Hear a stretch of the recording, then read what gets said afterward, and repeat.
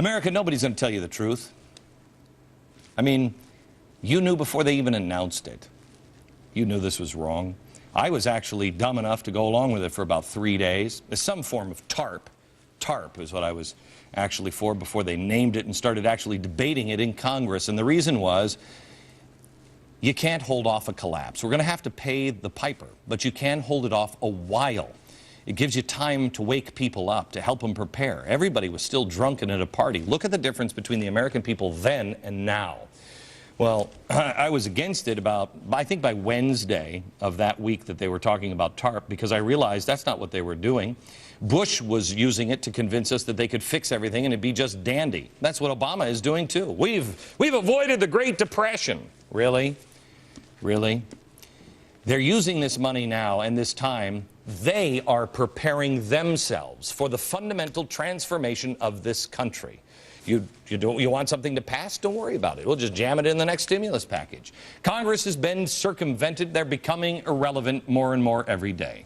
The fundamental transformation of America, or the restoration of America. See, when TARP first came out, that's what I was for. Use the money to help people just grab their stuff, prepare. Let them wake up enough so they know what we're heading towards, so we can restore it. They're using it to fundamentally transform. I can't say it enough. Please prepare. Use this time wisely. While they argue over which jobs were saved and who saved them and what's going on, and they look for Elvis sightings, save your money. Get out of debt if you can. When the store is doing 2 for 1, grab that second box of macaroni and cheese and put it in a fruit cellar. You remember what our grandparents did? Can you even can food or mend clothes? Most importantly, educate yourself. Know history. Know the Constitution, please. The 5,000-year leap, and this book should be in every home in America. Please. Now, if I'm wrong, and I hope I am, no big deal. Preparing for the worst and hoping for the best. When did that become a bad idea in America? When did thrift become a bad idea? Ben Franklin would be proud if we would talk about thrift again. I have to tell you, no matter what the president tells you, I beg that you consider that the worst is not behind us, that the worst has only just begun. There are a couple of things that were in the news in the last 24 hours that I want to show you. First of all, was China. Data has just been released that shows that foreign purchases of U.S. Treasuries fell in December, the largest on record. Remember, China is our bank. This is where we get all of our money. When we have to, it's not like you have a 30-year loan on all of this debt. You've got it 3 months, 6 months, 2 years, 10 years.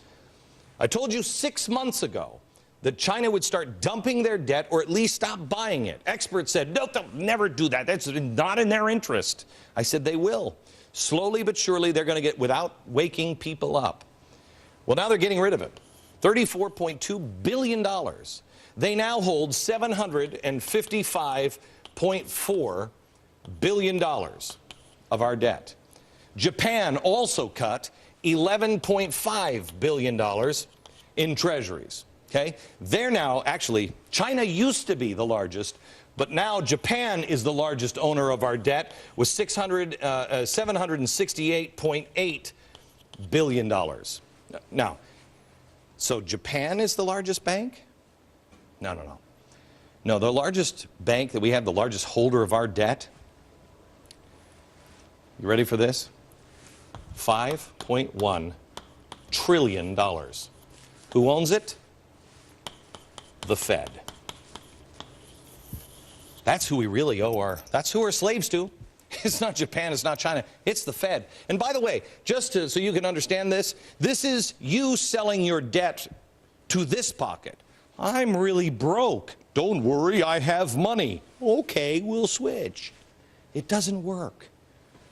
Now here's another story you have to pay attention to, and it is Greece. We talked about it last week. Economists are now saying that the U.S. is actually in worse shape than Greece is. Let me come over here. Let me show you what's happening over in Greece. Show some pictures over here. There are riots in the streets. There are protests. They're burning cars in the streets. Unions are all up in arms. They're bankrupt. Overall debt was 113.4% of GDP. Let's see if we have this right. In Greece, They have out-of-control debt and deficits, no slowdown in government spending or hiring. Gee, where have I heard that before? The EU just punished Greece by stripping them of their right to vote at critical meetings next month. This is the cradle of democracy.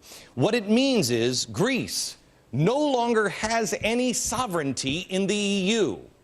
California, you better pay attention. What's happening over there is coming over here. All you have to do is look across the Atlantic. You'll see our future. We're doing the same things. Great Britain is a great example. You see, they're now dealing with unexpected inflation. How could it be unexpected? They were borrowing, spending, and printing. Oh no, but that's Great Britain. It'll never happen here. Really? Let's just follow the breadcrumbs here on Great Britain. They socialized their medicine. They became a socialist light kind of country. We followed their lead on that one. They pushed risky mortgages to their citizens. We followed their lead on that. They led us. It wasn't the other way around. They finally had to take over the banks. We followed their lead on that one with TARP. They printed more money. Oh yeah, we followed their lead. Watch this. Let me show up here. We're talking about printing money. See this? This is our monetary base. This is how much money. At the end of this chart is 1922. It starts to go up right when we got off the gold standard in 1922, right around here. This is Clinton up here. This is George W. Bush, where it kind of levels off, but still going up. And this is TARP. This is the Obama era right here. They have inflation over in Great Britain because, you know, they printed too much money. That's our printing press. Guess who also is going to be following that one? Please remember your grandparents' fruit cellar. Again.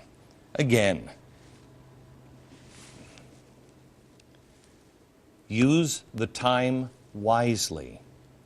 I was for TARP initially because we could buy more time and wake people up. We could get people to prepare. But even this monologue tonight, people will tell you, oh, don't listen. Listen to what he's saying. The president said we just avoided a Great Depression. Tell me how we avoided it. We haven't avoided it. We haven't paid the price for our standard of living yet. It's coming, America. Please, please, protect what you have. You know, that way we'll at least have some things left over to restart the engine after it stalls. It's going to stall. But we're America. Don't worry about it. We'll make it. We'll make it. Nobody has to teach us how to be charitable. Nobody has to teach us how to work hard. Nobody has to teach us how to use common sense. That engine stalled up here in most Americans for a long time ago. Restart the common sense engine. And don't tell me that the politicians don't know. Because they are. They're using this time wisely. I haven't heard anybody say this on TV yet, so I'm going to. Evan Bayh and Patrick Kennedy. Why do you think they're out? Why do you think these two guys went out? Bayh had a 20-point lead. He got out because he knows what's coming. Obama is doing to the Democratic Party what is happening to our economy, which both parties have done to our economy. Bayh is getting out now, so there is something left of his reputation when it all implodes. There'll be someone left standing to restart it. Put yourself in a self-reliant situation. We will, as Americans, weather the storm if we hold together. We stop listening to the fringes, and we stop yelling at each other about party nonsense. We're not going to just survive. If you put yourself in a self-reliant situation, you will do more than survive. You will thrive and you will lead. Because deep down inside, and maybe most of us have forgotten, we are Americans.